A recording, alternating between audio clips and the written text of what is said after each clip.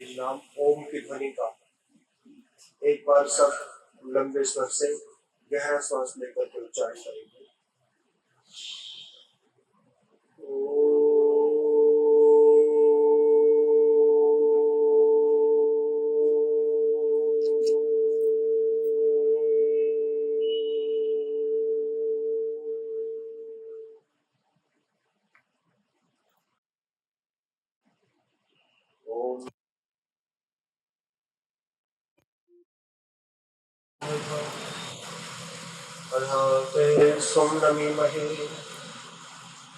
ओम नमो ब्रह्मणे नमस्ते वाय त्वमेव प्रत्यक्षं ब्रह्मासि त्वमेव प्रत्यक्षं ब्रह्म वदिष्यामि तं वदिष्यामि सत्यं वदिष्यामि तन्मामवतु तद्वक्तारमस्तु अवतु मामवतु वक्तारम्।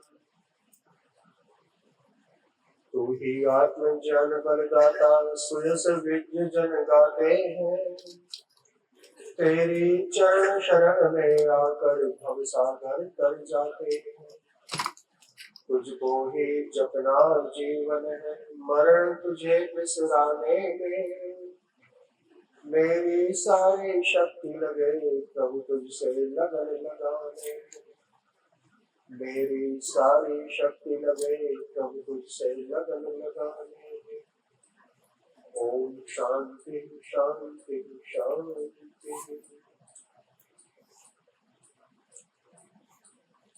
आर्य समाज फ्रीगंज आगरा के सत्संग भवन में उपस्थित धर्माभिलाषी भद्र पुरुषों, वंदनीय मातृशक्ति, समाज के सभी पदाधिकारीगण, मंच पर उपस्थित समस्त विद्वज्जन और विशेषकर इस यज्ञ के ब्रह्मा, सोशल मीडिया पर जिनका बहुत पहले ही मुझे परिचय प्राप्त हो गया था लेकिन मिलना अभी हुआ, श्री आचार्य विश्वेंद्र शास्त्री जी सहारनपुर से हमारे बीच में पधारे। उनके मधुर गीतों का आनंद अभी आपने लिया। जो अपने परिवार के कर्तव्यों का पालन करते हुए भी समाज के प्रचार के लिए इतनी समर्पित है, इस बात के लिए सब उपदेशकों में शिरोमणि स्थान उनका है। मैं उनका बहुत सम्मान करता हूँ। मेरी सम्माननीय बहन संगीता आर्या जी, और जो मेरे यहाँ आने में निमित्त बने हैं, 12 वर्ष का वनवास मेरा जिन्होंने समाप्त कराया है, ऐसे मेरे बड़े भाई आदरणीय वीरेंद्र कन्वर जी और भाभी जी रेबा जी, उनका भी बहुत बहुत स्वागत और सम्मान है। बहन जी अभी बता रही थी कि इस मनुष्य के जीवन में सुख प्राप्ति के लिए सब व्यक्ति प्रयत्न करते हैं। एक व्यक्ति बड़ा परेशान हो गया, सुख प्राप्ति की कोशिश बहुत करता था लेकिन कष्ट बड़े मिलते थे। किसी के पास गया तो उसने कहा बेटा ये तो मिलेंगे ही, क्योंकि नानक दुखिया सब संसार दुखी दुखी है। सारे महापुरुष इस संसार को यही बताते हैं कि ये दुख रूप है, दुखों से भरा हुआ है। एक हरियाणा का लोकगीत भी है, सुख थोड़े दुख घड़े जगत में, बड़ा प्रसिद्ध गीत है कि सुख कम है दुख अधिक है, ऐसा सब लोग बताते हैं। ऐसा सुन सुन करके उसके मन में बड़ी निराशा हो गई। जब गुरुजी के पास आया तो गुरुजी ने देखा कि शिष्य बड़ा निराश है, बड़ा उदास है। पूछा बेटा कैसे मुंह पर ऐसे वीरानी सी छाई हुई है, इतने उदास क्यों हो? कहा गुरुजी सुख पाना चाहता हूँ, कोई रास्ता बताओ सुख पाने का, कैसे मिले इस जीवन में सुख। गुरुजी ने कहा 2 रास्ते हैं, एक शॉर्टकट है और एक सीधा रास्ता है। शॉर्टकट का मतलब थोड़ा जल्दी पहुंचने वाला, और दूसरा है थोड़ा सीधा है लेकिन देर लगेगी थोड़ी सी। शिष्य बड़ा उतावला था, युवा अवस्था तक सब उतावले ही रहते हैं, जल्दी से जल्दी सब कुछ पा जाना चाहते हैं। जब थोड़ी सी बुद्धि आती है, समझ आती है, तब पता चलता है कि समय से पहले कुछ मिलता नहीं है। प्रयत्न करता है मनुष्य, लेकिन मिलता सब समय पर ही है। कहा गुरु जी शॉर्टकट रास्ता बताओ, छोटा रास्ता बताओ। ये उपनिषद की कहानी सुना रहा हूं आपको, श्वेताश्वतर उपनिषद की। गुरुजी ने कहा यदा चर्मपद आकाशम वेष्टयिष्यन्ति मानवाः, कि ये जितना नीला नीला आसमान दिखाई पड़ रहा है, नीला नीला गगन, इसको ऐसे लपेटो जैसे चटाई को लपेटते हैं, और लपेट करके इसको सिर के नीचे रख के लेट जाओ, आराम से सुख मिलेगा, चैन की नींद आएगी। सुख इससे बढ़कर के और कुछ हो नहीं सकता। शिष्य हंसने लगा, जैसे आप मुस्कुरा रहे हैं बैठे बैठे। गुरु जी ये रास्ता ही नहीं, आप तो इसको शॉर्टकट बता रहे थे, ये तो कोई रास्ता ही नहीं। क्योंकि प्रथम तो आकाश कोई वस्तु ऐसी होती नहीं कि जिसको लपेटा जा सके, और फिर मान लिया जाए कोई वस्तु होती भी लपेटने लायक, तो ये इतना बड़ा है, इतना विस्तृत है कि मनुष्य की सामर्थ्य नहीं कि उसको लपेट सके। अब तो दूसरा ही रास्ता बचा है, वही बता दीजिए। गुरु जी ने कहा तदा देवम अविद्याय दुःखस्य अंतो भविष्यति। अगर दुख का अंत करना चाहते हो और सुख पाना चाहते हो, त्रिविध दुखात अत्यंत निवृत्ति अत्यंत पुरुषार्थ, इस दर्शन के नियम के अनुसार 3 प्रकार के दुखों की अत्यंत निवृत्ति चाहते हो, तो फिर एक ही उपाय बचता है कि उस परमपिता परमेश्वर को अपना बना लो, उसके अपने बन जाओ, उसको अपना बना लो।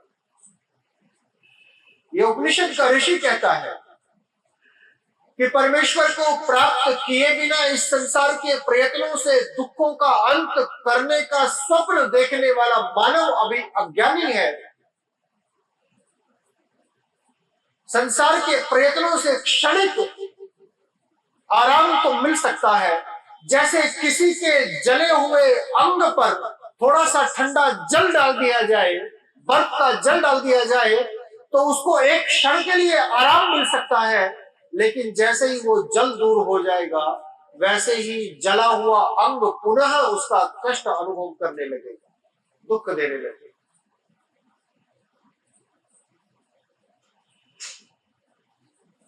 अब शिष्य को बड़ी प्रसन्नता हुई, इसने कहा गुरुदेव जब यहां तक बता दिया तो अब ये भी बता दो कि उस परमेश्वर को अपना कैसे बनाए।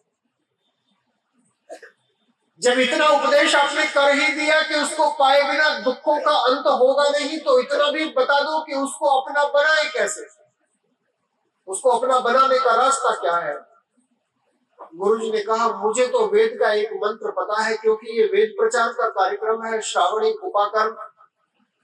श्रावणी का पर्व वेद प्रचार के लिए ही होता है। प्राचीन काल से हमारे ऋषियों के समय से वेद प्रचार के लिए ही इस पर्व को मनाया जाता रहा है।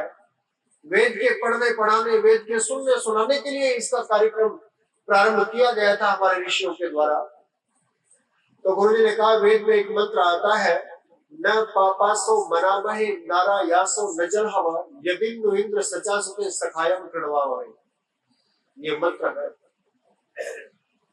अगर आपको ढूंढना हो ये मंत्र कहाँ मिलेगा, तो आप मोबाइल में न पापा सह मना महे ऐसा टाइप करेंगे तो तुरंत ये मंत्र खुल करके आपके सामने आ जाएगा। वेद.com पर जाएंगे तो वहां मिल जाएगा।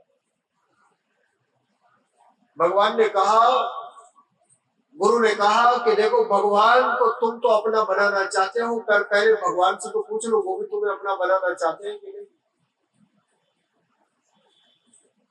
भगवान जी आप बताओ, हम आपको अपना मित्र बनाना चाहते हैं, हम आपको अपना मित्र बना करके दुखों से छुटकारा पाना चाहते हैं।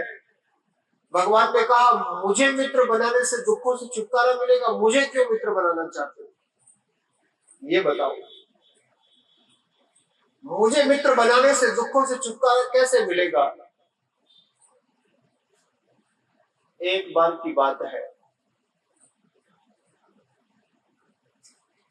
इसी आगरा नगरी में बहुत समय पहले कोई राजा राज किया करते थे। यहाँ के एक विद्वान ब्राह्मण की इच्छा हुई कि मैं तीर्थ यात्रा करने जाऊं, क्योंकि तीर्थ यात्रा पैदल हुआ करती थी। यहां से गए, बद्रीनाथ गए, केदारनाथ गए, अमरनाथ गए और पूरा घूम करके पर्वतीय प्रदेशों को पूरा वापस आए। इसमें 3-4 साल का समय लग गया, 3-4 वर्ष का समय लग गया, थोड़ा बहुत समय नहीं लगा। जाने से पहले पति पत्नी ने एक निश्चय किया कि अपना जो भी मूल्यवान सामान है वो एक बक्से में बंद करके आगरा के जो प्रसिद्ध साहूकार, जिनको आजकल हम बैंकर बोलते हैं, जैसे बैंक में लॉकर में सामान रख दिया जाता है मूल्यवान सामान, ऐसे साहूकारों के यहाँ रखा जाता था। धरोहर रख करके चले गए, बक्सा रख करके चले गए, बंद करके चले गए।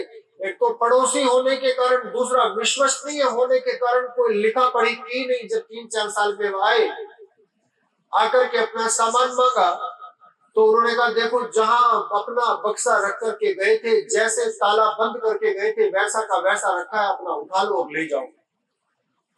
घर पर ले गए, खोल करके देखा तो ईंट पत्थर भरे हुए हैं बक्से, सामान सब गायब। बड़ा दुख हुआ। अब क्या करें? विद्वान ने सुना था कि यहाँ का राजा बड़ा न्यायकारी है, न्याय करता है, राजा के पास चलना चाहिए, बड़ा बुद्धिमान है। राजा के पास जाकर के बात बताई। राजा ने कहा मैं तो सबूतों पर निर्णय करता हूँ, साक्ष्यों पर निर्णय करता हूँ, तुम्हारे पास कोई लिखा पढ़ी, कोई सबूत, कोई गवाह कुछ है? उसने कहा ये तो कुछ नहीं। राजा ने कहा चलो फिर भी ठीक है, एक बार कोशिश करके देखता हूँ। रविवार को मैं हाथी पर बैठ करके नगर की यात्रा पे निकलूंगा और फरीगंज से होकर के जाऊंगा तुम्हारे घर के सामने से, तो तुम मुझे अपने घर के बाहर खड़े हुए मिलना।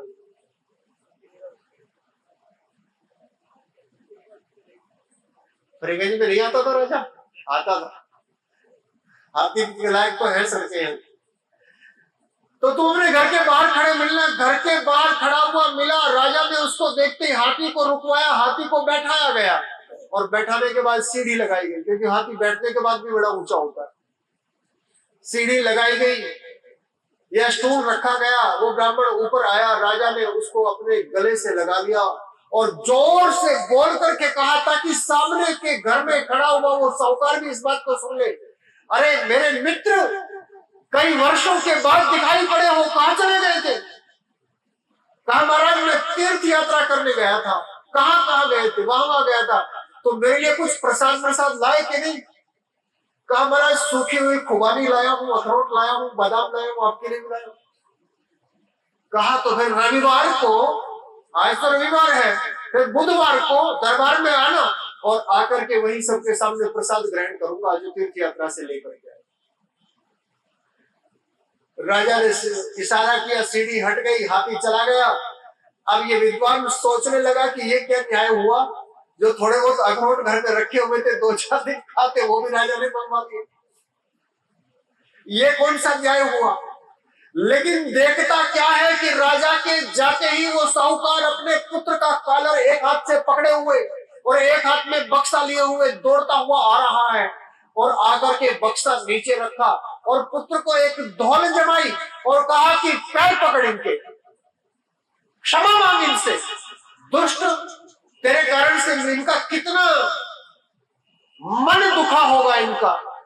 और कहा महाराज आपका पुत्र है, ऐसा समझकर इसको क्षमा कर दो। मुझसे बिना पूछे इसने एक अपराध कर डाला कि आपका जो बक्सा था वो तो उठा के भीतर वाले कमरे में रख दिया और भीतर वाला जो आपका जो अंदर जो बक्सा रखा था वो बाहर उठा करके रख दिया और आप गलती से दूसरा बॉक्स लेकर के आ गए। अब कृपा करो कि वो वापस कर दो और आपका ये बॉक्स है, इसको आप स्वीकार करो। जब ये बात हुई तो वो विद्वान जोर जोर से रोने लगा, जोर जोर से रोने लगा, भूमि पर गिर गया, आंखों से अश्रुधारा बह निकली। अब उनकी कुछ समझ में ना आया और पूछने लगे महाराज इसमें रोने का क्या कारण है? उसने कहा रोने का यह कारण है कि इस नगर के एक छोटे से राजा की मित्रता से जब मुझे मेरी सारी खोई हुई संपत्ति वापस मिल गई, तो अगर उस संसार के राजा से मेरी मित्रता हो गई होती तो मेरे हृदय का जिस सुख को, जिस चैन को, जिस शांति को, जिस आनंद को मैं ढूंढता हुआ उन पर्वतीय प्रदेशों में इतने वर्षों तक भटकता फिर रहा हूं, वो मुझे मेरे घर पर ही प्राप्त हो गई हो। इसलिए मैंने अपना जीवन व्यर्थ कर दिया, इसलिए मैं रो रहा हूं, इसलिए मैं पश्चाताप कर रहा हूं। हे भगवान, कल्याण हो, आपने मेरा सम्मान किया, इसके लिए आपका धन्यवाद। हे भगवान, मैं इसीलिए आपको अपना मित्र बनाना चाहता हूं कि आपकी मित्रता से मेरे जीवन के दुख दूर हो जाए और मैं आनंद में रहूं, क्योंकि मेरे गुरुवर ऋषि दयानंद जी महाराज ने यही लिखा है कि और सर्वदा आनंद में रहे। जब ईश्वर स्तुति प्रार्थना उपासना का सबसे अंतिम वाक्य यही है कि उस ईश्वर की स्तुति प्रार्थना उपासना करके उसको अपना मित्र बना करके और उसके मित्र बन करके सब सर्वदा आनंद में रहे। मैं सर्वदा आनंद में रहना चाहता हूं, इसलिए आपको अपना मित्र बनाना चाहता हूं। भगवान ने कहा बना तो लोगे, पर मेरी कुछ शर्तें हैं। जैसे पहले किसी राजकुमारी का विवाह हुआ करता था तो राजकुमारी शर्त रख दिया करती थी कि जो इस मछली की आंख को इस नीचे की ओर देख करके निशाना लगाएगा, मैं तो उसी को अपना वर चुनूंगी, या जो इस धनुष को उठा करके इस पर प्रत्यंचा चढ़ा देगा, मैं तो उसी को अपना वर चुनूंगी। तो ऐसे ही भगवान भी मचल गए, कहने लगे जब तू मान ही नहीं रहा तो कुछ मेरी शर्तें हैं। मैं 3 लोगों को अपना मित्र कभी नहीं बनाता, इसलिए तू देख, तू इन 3 में तो नहीं है। उसने कहा कौन कौन से? तो वेद मंत्र कहता है सबसे पहली बात, मैं पापियों को अपना मित्र कभी नहीं बनाता। पापी मेरे मित्र कभी नहीं बन सकते। अरायासः अदानी, जो दान नहीं करते वो मेरे मित्र कभी नहीं बन सकते। और जल हवा, जिनके जीवन में अग्नि नहीं जलती, जिनकी अग्नि बुझ गई है, वो मेरे मित्र कभी नहीं बन सकते। ये 3 व्यक्ति मेरे मित्र कभी नहीं बन सकते। ये वेद का मंत्र कहता है अगर ये 3 बातें तेरे जीवन के भीतर हैं तो तू मुझसे मित्रता की याचना मत कर, तू मेरे पास मेरे उपासना के लिए मत आ। पहले ये देख कि ये 3 चीजें तो तेरे भीतर नहीं। मैं पापियों को अपना मित्र कभी नहीं बनाता। और पाप क्या है? दया धर्म का मूल है, पाप मूल अभिमान। तुलसी दया न छोड़िए जबलो घट में प्राण। ये सुना होगा आप लोग। पाप का मूल क्या है? अभिमान। वैसे तो पाप बहुत सारे हैं। दुरितानी बहुवचन में लिखा है, दुरितानी, कोई एक होता तो दुरित कह देते। दुरितानी बहुवचन है। फलम फले फलानी बनता है, दुरितम दुरिते दुरितानी बनता है। दुरितानी बहुवचन में है। बहुत सारे दोष हैं, बहुत सारे दुरित हैं, बहुत सारे पाप हैं, लेकिन उनमें जो सबसे बड़ा उनका जो मूल है वो क्या है? अभिमान। भगवान सब किसी को अपना मित्र बना सकता है, लेकिन अभिमानी के तो आसपास में नहीं फटकता। अभिमानी के तो आसपास में नहीं फटकता।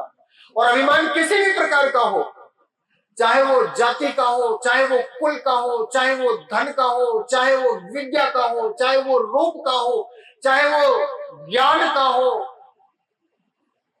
किसी भी प्रकार का अभिमान हो, अभिमानी परमेश्वर की मित्रता को कभी नहीं पा सकता। इसलिए अगर सुख चाहते हो, अगर आनंद चाहते हो तो परमेश्वर की मित्रता पानी पड़ेगी, और परमेश्वर की मित्रता चाहते हो तो जीवन से अभिमान का नाश करना पड़ेगा।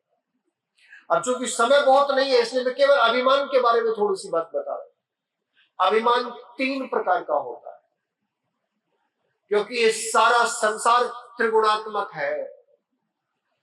ये सारा संसार प्रकृति से बना है। ये सारा संसार में केवल 2 चीजों को छोड़ करके, ईश्वर और आत्मा को छोड़ करके, बाकी जो भी चीजें हैं वो सब त्रिगुणात्मक हैं।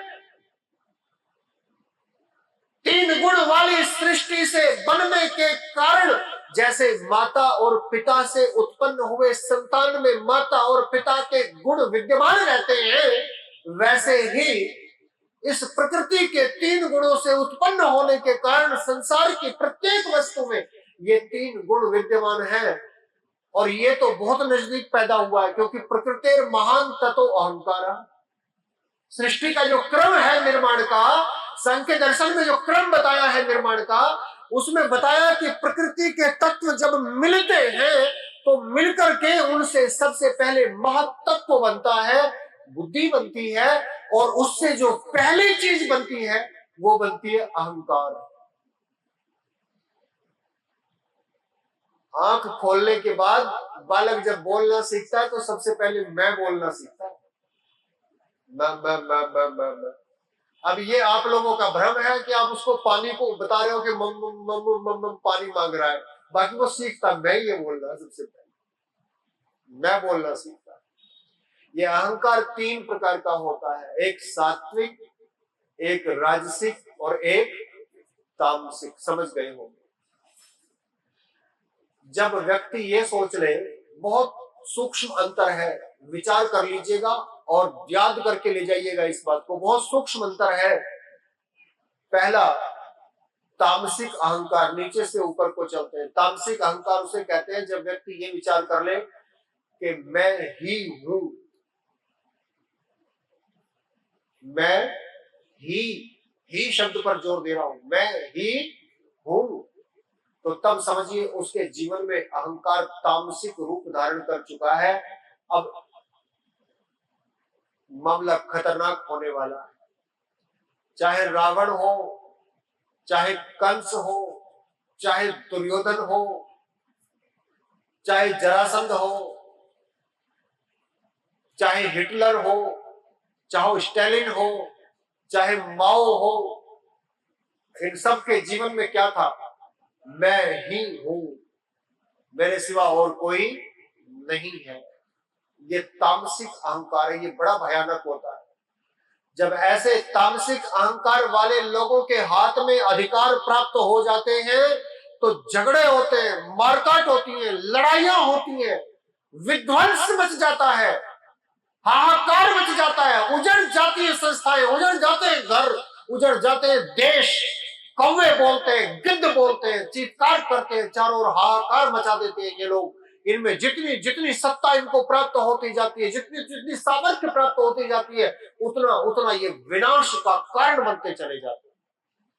छोटे होंगे तो परिवार को दुखी करेंगे, थोड़े बड़े होंगे तो समाज में सोसाइटी को दुखी करेंगे, और थोड़े बड़े हो जाएंगे राष्ट्र में दुखी करेंगे, और थोड़े बड़े हो जाएंगे दुनिया को दुखी कर देंगे। मैं ही हूं, ये तामसिक अहंकार। दूसरा होता है मैं भी हूं, मैं भी हूं, मैं भी हूं। ये अहंकार हम सब के जीवन में बहुत ज्यादा होता है, सामान्य व्यक्तियों के जीवन में होता है, क्योंकि हर व्यक्ति अपने आप को प्रदर्शित करना चाहता है, दिखाना चाहता है कि लोग मेरी तरफ जरा सा ध्यान रखें कि भाई मैं भी हूं, जरा सा गौर कीजिए मैं भी हूं। ये जो हम सुंदर सुंदर वस्त्र पहनते हैं, ये जो हम सुंदर सुंदर प्रकार से अपने आप को पार्टियों में लेकर के जाते हैं, जो बहन जी बता रही थी 3-3 घंटे लगते हैं जिन कामों में, ये सब इसी के स्वरूप होता है। मैं भी हूं, ये अहंकार जब होता है तो व्यक्ति बहुत पुरुषार्थ करता है, परिश्रम करता है अपने आप को स्थापित करने के लिए, अपने आप को बताने के लिए, अपने आप को जताने के लिए। अच्छी अच्छी गाड़ियां खरीदता है, अच्छे अच्छे वस्त्र खरीदता है। ये हालांकि किसी को मुख्य रूप से हानि नहीं पहुंचाता, लेकिन इस अहंकार को रखने वाले व्यक्ति का जीवन भी बड़ा दुर्भर हो जाता है, क्योंकि ये सारा जीवन प्रतिस्पर्धाओं में लगा रहता है, दूसरों को देख करके अपने आप को तोलने में लगा रहता है, और सोचता है जब इसके पास ये गाड़ी है तो मेरे पास क्यों नहीं है, जब इसके पास ऐसा घर है तो मेरे पास क्यों नहीं है। ऐसा आदमी जीवन भर असंतुष्ट रहता है और कभी इसको शांति प्राप्त नहीं हो। इस अहंकार का दोष यही है, असंतुष्ट रहता है, हमेशा प्रतिस्पर्धा में लगा रहता है, हमेशा भागदौड़ में लगा रहता है। कुछ अर्थों में अच्छा है कि इससे व्यक्ति पुरुषार्थी बन जाता है, लेकिन क्योंकि असंतोष बड़ा प्रबल हो जाता है, इसलिए ये बड़ा गलत है कि इसके कारण से व्यक्ति को सुख और चैन नहीं मिल पाता। और तीसरा सात्विक अहंकार होता है, जिसमें व्यक्ति को अपने अस्तित्व का बोध होने लगता है, जो बड़े साधकों के जीवन में होता है। जब वो अपने आत्म साक्षात्कार की ओर बढ़ते हैं, तब उनको अनुभव होता है कि मैं हूं। और फिर वो पूछते हैं कि मैं कौन हूं। तब उनके जीवन में ये प्रश्न उठता है। जिसके जीवन में यह स्थिति है कि मैं ही हूं, उसके जीवन में कभी यह प्रश्न नहीं उठ सकता। जिसके जीवन में यह स्थिति है कि मैं भी हूं, उसके जीवन में भी कभी यह प्रश्न नहीं उठ सकता।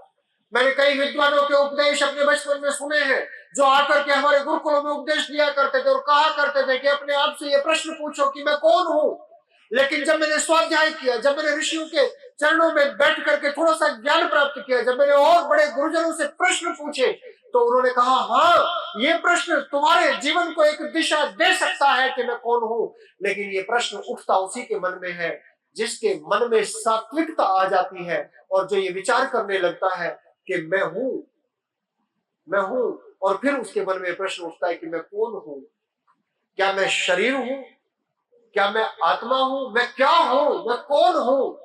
तब ये प्रश्न उठता है। तो तब समझिए कि आपका ये अहंकार भी आपको एक सही रास्ता, सही दिशा दिखाने वाला बन जाता है। क्योंकि प्रकृति से हम उत्पन्न हुए हैं, इसलिए प्रकृति के बंधनों से कोई बच नहीं सकता। न तमस से बच सकते, न रजस से बच सकते और न सत्व से बच सकते। लेकिन प्रयत्न किया जा सकता है तमस से आगे बढ़ करके रजस में आए और उससे आगे बढ़कर के सत्व में आए।